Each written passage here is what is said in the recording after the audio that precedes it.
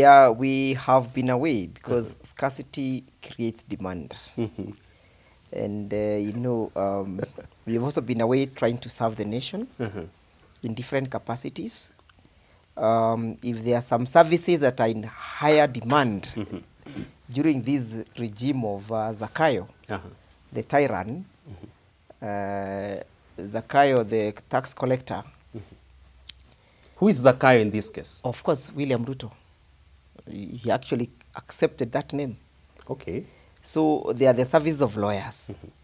Reason being is we're in an era whereby all the gains that we had done or made are being completely mutilated by William and his cadres. People are being arrested left, right, and center. The voice of reason is being suppressed. The right to possess a consciousness is being suppressed.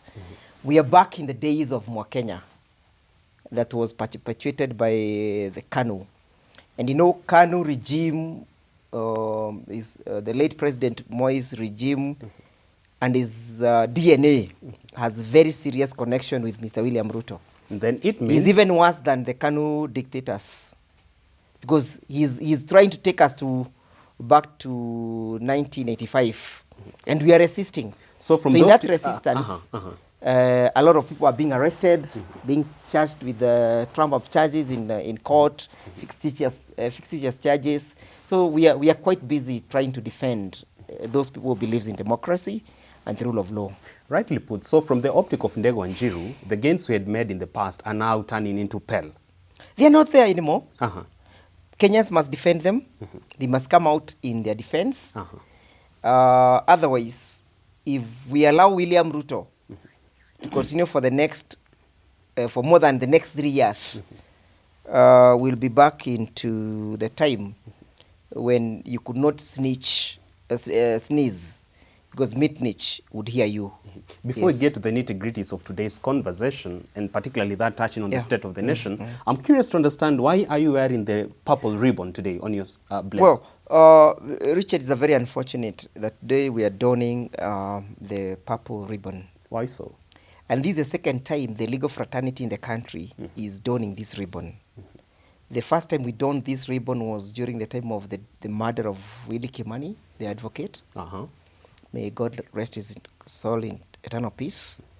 And now we are donning this one again because of the demise of Magistrate Monica Kivuti.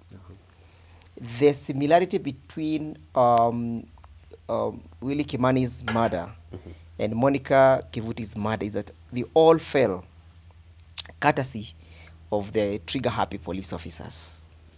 So that's why we are donning the purple ribbon.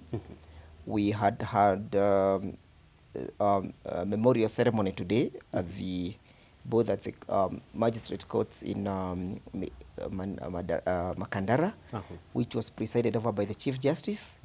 And we also had another memorial service at the Milimani Law Courts, which was presided over by the Principal Judge, Justice Ogola, and the other presiding judges of the ELC, that is Justice Angote and Justice Bairam of the Labor Relations Court. And we had the opportunity of having the occasion graced by His Excellency Kalonzo Musyoka, Senior Counsel, who also graced the occasion at Milimani. So we are basically mourning. We're basically mourning the loss of a magistrate, a stout magistrate, a person who abides by the rule of law. She died while she was still trying to defend justice. She died at the seat of justice. Even at that particular time when we say that justice shall be our shield and defense, and defender, at that particular time, the bullet penetrated the shield. It's good that you've mentioned about the conduct of the Kenyan police officers. And today we are witnessing the voting of the Finance Bill 2024.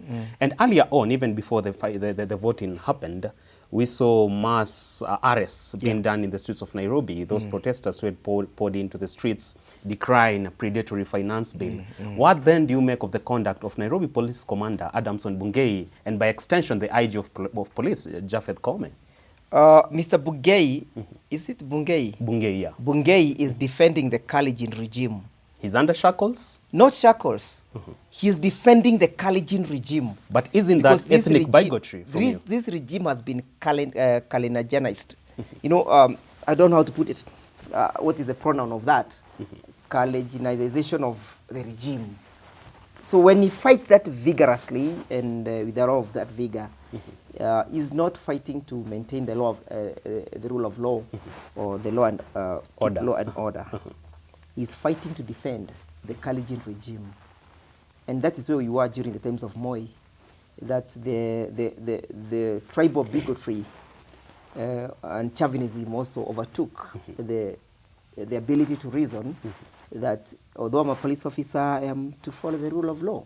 So that viciousness and the vigor that you see Bungei with, fighting harmless people, people were out in pursuit of their right under Article 37, fighting what ordinarily happens in a democratic and civilized society is because he's driven by tribal prejudices as opposed to being driven by the rule of law. That's what you can see is viciously cracking down individuals who are expressing themselves. But we are simply telling them, come 2027, we are sending William Ruto home because he's going to be a one-term president. And therefore, we shall hold any person accountable for the actions that he or she did. You've mentioned of 2027 succession politics. Yes. And earlier on today, among the mass protesters, many of them were chanting, Ruto must go, Ruto must go. Yes. And it begs the question, why are we seeing this wave of change come calling in this early, barely 2 years into Ruto's presidency? Simply because Mr. William Ruto is a dictator, is a tyrant, is a person who does not believe in the rule of law, is a person who does not believe in the human rights. He is basically not fit to govern this country. But he has made efforts towards empowering the judiciary. How then do you say he doesn't believe in human rights? Don't talk about Mr. William Ruto and the judiciary. Those are two different and distinct institutions. The judiciary is fighting to sustain and to retain its independency. Mr. William Ruto is fighting to defile the judicial independency. And he has almost succeeded in doing it because if you do not allocate sufficient resources to the judiciary, then you do not expect it to uphold its independency. So you are able to penetrate its independency. And of course, you know, Richard, that he who pays the piper calls the tune. Calls the tune. So you can imagine judiciary being what it is, as a third arm of government. Today, the only allocation they have is 23 billion from the national budget. When you look at the Ministry of Tourism, they have an allocation of 23.8 billion. So you're trying to consider the judiciary an arm of government to a ministry. So if you do not sufficiently resource this judiciary, how will they put on proper courts? Because the magistrate who lost her life, Honorable Monica, was seated in a makeshift tent outside. The only person who mans the judiciary gates are the security officers, the security corps officers, our tunaitanga soldiers. You can see the judiciary is underfunded, and it's strategically so and purposely done to make sure that we do not strengthen the independence of the judiciary. So then, are you signaling that President Ruto was insincere in his promises and commitment Richard, to empowering the judiciary? Richard, you can't make, we can't have that debate, whether he's insincere. And again, you're being unapologetic. You are a sympathizer. The fact is that Mr. William Ruto is a liar. Mr. William Ruto lies all the time. But so we have never taken his statements and his words seriously. Skeptics to your argument. So he was trying to play to the gallery when he said he was allocating the 3 billion. If he actually allocated that 3 billion and looking at the camera, I challenge him to show us when and how He allocated it. But skeptics to your argument would say President Ruto is not a liar. Reason as to why. Earlier on today, we saw the Finance and Planning Committee of the National Assembly make amendments to the Finance Bill of 2024, striking out He's some not of just a liar, but he's also a populist. So that was a populist move to strike Populist. out some of the new tax measures? Populist. And he's trying to regain his ground that he has significantly lost.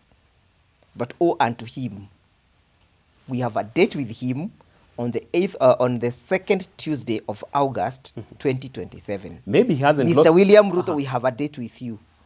But maybe you are wrong because I cannot be wrong. He has friends across board, even Western powers, who are now supporting his big I ambition cannot be wrong. to make Kenya the Singapore of Africa. I cannot be wrong that Kenyans from all walks of life have a date with Mr. William Ruto on the 8th of, on the second Tuesday of August. To give him a second term, perhaps? 2027. Not to give him a second chance, but to send him home to Sugoi. Huyu jamaa, apende asipende, lazima akwende. Are you saying so because maybe there's a better alternative for people from Mount Kenya like you, that is Rigathi Gachagua, whom you want to succeed Ruto? How do you compare death and sleep? Why are you laughing though? I mean, this is a serious debate, you know? Mr. Rigathi Gachagua is not in the equation.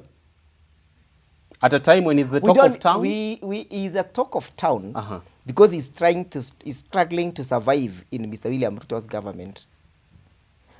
Whatever he's doing is for his own survival. He's under siege? If Mr. Gachagua is serious with what he's doing, let him declare. Let him declare, I am the deputy president. I am not exiting, but I am not working with William. Simple. And I have told him severally. I told him when we were at Muranga, and I will tell him again on Friday, the 21st of June, at Nakuru, that the unity that he's speaking about is not the same unity that we are speaking about. Elusive unity? The Mount Kenya region, the Gema community is united against the oppression from William Ruto, against the draconian taxation of William Ruto, against the arrogance of William Ruto. We are united against the false pretense of Mr. William Ruto. Mr. Gachagua is united so that he can raise his premium and his bargain within William Ruto. So then, are you proposing that their political marriage be that of tuko pamoja kwa sababu ya watoto? Unajua mpaka William nani hana watoto Gachagua? Hana, I think he's politically barren. He has an organic following. Look at the mammoth crowd that embraced him the other day in Mount Kenya. He's politically barren. Huyu ni tasa. You have to be polite, ni tasa wa kisiasa. Look at those people behind him. Governor Kega of Nyeri County. You name it. Political loyalist after him. Let me ask you, when you speak about Kahiga, what is his significance in Mount Kenya region? Zero. And if you want to know that Mr. Rigathi Gachagua is politically barren, look at the people following him. Yes. And he's alone. If he wants us to stand with him, let him discern William Ruto. Let him distance himself from William Ruto. Let him say that he is now listening to us. Because for us, the Mount Kenya region, we are united against William Ruto. Our unity is a unity of purpose to make sure that William Ruto is not the president of Kenya come 2027. To make sure that the economy of Mount Kenya region stands still and that we are guaranteed of the bare minimum of human rights. Today, Mr. William Ruto purports to be a friend of Mount Kenya region. I'll just take two comparisons. Last week on Tuesday, a day like now, William Ruto lied and his cabinet lied to the entire country that he has allocated 6 billion towards coffee farmers that will be used to offset the coffee debts. When you go look at the budget that is now currently pending in Parliament, that allocation is not there. Yours is a statement of fact? Yes, check on the budget statement. It's not there. Can a president stoop that low? He lies all the time. Mr. William Ruto lies all the time. Even at a time when the outside world has so much confidence in him. You cannot which outside country? USA, you name it. What are you talking about? Traversing all over the world, searching greener pastures for Kenyans. What are you talking about? A pastoralist will move with his cattle in search of the greener pastures. But on his way, he'll find serious obstacles, challenges that he has to deal with. Mr. William Ruto is a populist, like I told you. He's trying to endear himself to the outside world. But the Bible says, for those who believe, that before you go to preach in Jerusalem, begin with Judea. It starts at home? Start here. So, Joe Biden will be kicked out by Donald Trump, maybe? Right? The policy that Mr. William Ruto is pushing are the Democrats' policies. So the Republicans will have no place for him. And that's why you are praying that Donald Trump may win the elections. So that this nonsense of the LGBTQ, the nonsense about the GMOs, the nonsense about the climate change will have a halt, and the sun will set. Insofar as the implementation in Africa and in Kenya in issue. So he's not popular in the outside world. He's not popular in Africa. Is he more of a beggar before their face? Sorry? Is he more of a beggar before the face of the international world? I would think that even the terminology beggar would be an understatement. You are under-describing him. He's much more than that. But he's positioning himself as a global leader to have impact, like that of Julius Nyerere, Thomas Sankara, you name it. People who traverse their jurisdiction. You won't tell me that you can compare William Ruto to Thomas Sankara. Thomas Sankara discerned the West, involved his people into production. And within 4 years of his reign, Burkina Faso, the land of the upright men, one, it had serious gains in terms of women representation and women's participation in leadership. It was able to sustain itself in terms of food security. It was able to do afforestation of Burkina Faso. So there was so much transformation. The rule of law was applicable. When you cannot compare William Ruto to Thomas Sankara, absolutely, there is no comparison whatsoever. But who then can take Kenya to be the Singapore of Africa if not William Ruto? Look at his strategic plan under the economic transformation plan. Nani, you know, you're speaking like you don't live in Kenya. Come. Last year, 2023-2024 budget was for 3.7 trillion. 2024-2025 budget is estimated at 3.9 trillion. The first budget for President Kenyatta was, I think, 2.9 trillion, right? That was 2013-2014 fiscal year. Within the first year, His Excellency Uhuru Kenyatta was able to do the SGR.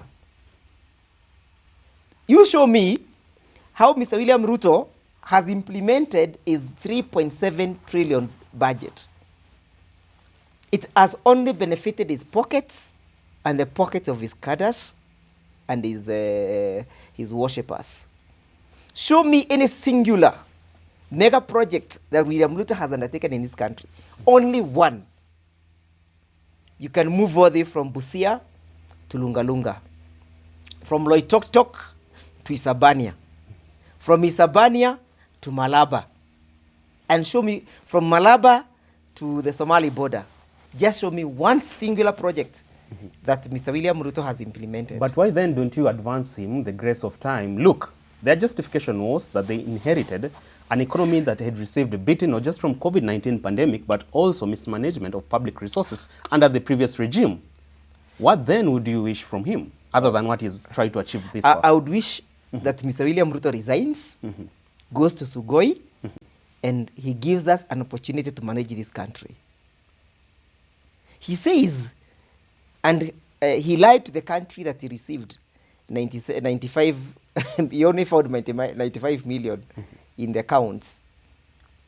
He hires a jet for 200 million. Under the help of his friends. Which friends? Let him quote them. Who trust and who can believe Mr. William Ruto? Mr. William Ruto lies all the time, and all the time Mr. William Ruto lies. But he has been gifted before by his friends, talk of Basil Criticus, massive land. You see, for his own benefit, not for the country's benefit. So the talk about austerity measures on public spending is more of double speak and pretentious from him. You need to be sick and a psychiatric case for you to believe in what Mr. William Ruto says. The government's trying to tone down the public wage bill? Which one? How do you tone down the public wage bill when you are spending 3.5 billion on hospitalities in State House? Yani kukunywa chai ama soda kama you umenipea. And then you claim to be exercising austerity measures? Part of the structural adjustment programs sanctioned to us by the IMF, World Bank, you name it, is cutting down on public spending, job freeze, and a raft of other financial measures to be taken. Let that IMF not focus on us. Would you then say that the financial year, I mean the budget for financial year 2024-2025 is just but maybe a poster child of the IMF? It's not just IMF. This is IMF and the World Bank. And there is no any time that this country has ever thrived in terms of the growth of our economy and GDP whenever we have partnered with those two individuals, the World Bank and the IMF. For them, they come up with hostility measures, structural adjustments that negatively impact on our economy. And you can see that is why for the last, when we left World Bank and the IMF during Kibaki's time, we were able to thrive. When we left IMF and the World Bank during Uhuru's time, we were able even to do the expressway. When we were with IMF during Moi's time, we can see what happened. Families were impoverished, people never went to school, agriculture collapsed, agriculture sector corrupt. Just the same way we are doing with Mr. William Ruto. Are you then discrediting the council of the President's Council of Economic Advisors led by David Ndii? Do you want me to answer that? Please do, because, I mean, it's a robust team of economic advisors who, by and large, advise the president on maybe partnering with IMF, World Bank, and you name it. Now, if these guys are really advising Mr. William Ruto, then we should be seeing the results of their advices. Zero. Nothing. The only thing we are seeing is that kuna watu wanaenda kwa Harambee. One individual who was a pauper the other day, one individual was a tout, a makanga the other day, anapeana 20 million kwa Harambee. These are smart business people. Grace of God also in their success. Yeah, it's only Sudi who is intelligent. It's only those people who are around William Ruto who are intelligent. The rest of us are daft, dense, and condemned. Are you envious of their progress, these young legislators? What is there to envy about Sudi? What is there to envy about Dende Nyoro? What is there to envy about the boy from Kikuyu? You can't belittle anyone on this show, sir. No, I'm not belittling anybody. That is the leader of government business in the National Assembly, an MP for Kikuyu. Yes, he's MP for Kikuyu, but I don't recognize him as such. He's not, as long as I am concerned, he's not honorable. Does that mean that you don't credit him with deeper thinking? Kimani Shunga. You need to be sick for you to think that Mr. Ishongwa can be associated with deep thinking and can deep thinking can be attributed to him. In the interest of time, Ndegwa Njiru, because you have to close up this conversation, I understand you have some other engagements. Exactly. But let's close in on the conversation about the finance bill. The other engagements that I have is to go and bail out those people that William Ruto has arrested at Central Police. Wale watu walikuwa wanafanya maandamano. Tunaenda huko sahi. All right, very lastly, looking at some of the the amendments that have been done by the Finance and Planning Committee, striking out, say, the value-added tax on bread, you name it, would you say that this is a government that hears the cries of the hustlers and they're in touch with the reality on the ground? If Mr. William Ruto responds to the plight of the hustlers, let him go and resettle those people who have been evicted at Mukuru kwa Ruben, Mukuru kwa Jenga, Mathare Valley, and Huruma. I was there yesterday. An old woman by the name of Gladys Wanjiko Maina, born in 1943, who occupied that land during the time of Kenyatta, Moi, Kibaki, and Uhuru, they have never been evicted. It's only William Ruto within his second year of reign evicted them. And it is Kikuyus who are actually affected by those evictions. And Mr. William Ruto does not mean well for the Kikuyus. He's evicting them there so that he can alter the matrix of representation, so that when we come to the question of boundary delimitation and delineations, those Kikuyus will not be there. So those constituencies will be occupied by other people. He's trying to reduce our representation in the county assembly of Nairobi and our ability to determine the political course. You mean the Nairobi president County. could turn his back on the people that by and large informed his success? He has never had a soft landing for the Kikuyus. He himself is on record saying that kama kuna watu wako na shida na Wakikuyu ni sisi Wakalenjin. It's on record. And I challenge the NCIC, the National Cohesion and Integration Commission, to tell us what that exactly means, whether it amounts to ethnic contempt. Mr. William Ruto is also on record saying he cannot allow one community to progress as against other communities. Which community is he referring to? William Ruto hates the Gema community. He despises them. He's contemptuous of them. He dislikes them. And he only pretends to be our friend for purpose of his own personal political gain.